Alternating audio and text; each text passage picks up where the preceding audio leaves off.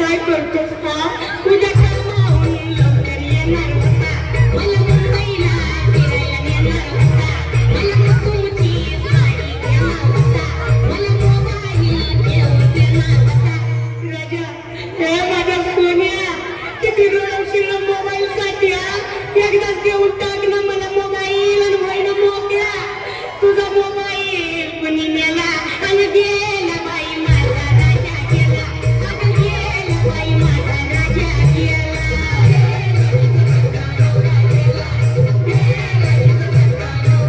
आता लई गोंगाट झाला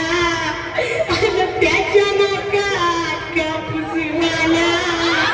साऱ्या अंगाला लावा तूप आणि तुपावरत वत खूप अगं बायानो बघा ना ग दामाने दिसतोय हे राजा आणि उठला लवकर तुला भेटायला केवळ मला आला तिला घेऊन तयार आहे तुम्हाला मला बघून रडतोय पावाला तुला बघून नवरा थंडगार झाला हे राजा अरे असं काय करतोस रे येड्यावानी तुला जायचं होतं ना मग या सगळ्यांचं बिल चुकता करून जायचं होतं ना एवढा लवकर कसा मिळाला गेला बाई माझा राजा गेला अगं गेला बाई माझा राजा गेला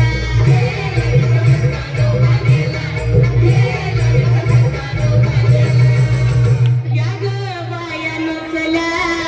माझ्या सोन्याला आंघोळ घाला आधी सारं काम सोडा त्याची चैन अंगठी काढा सोन्या हे माझ्या सोन्या तुझी आठवण येईल अशी एकही वस्तू मी घरात ठेवणार नाही सोन्या समजलं ना मी काय बोलते तुझे कपडे मी भांडवालीला देईन कपड्याही पिठाचे डबे देईन तुझ्या चपलावर पाठवलं सुनेईन तुझे दागिने मोडायला उद्याच नेईन राजा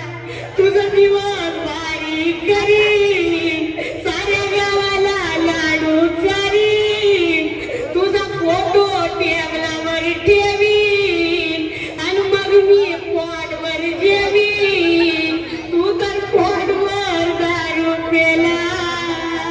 आणि गेला बाई माझा राजा गेला अगं गेला बाई माझा राजा गेला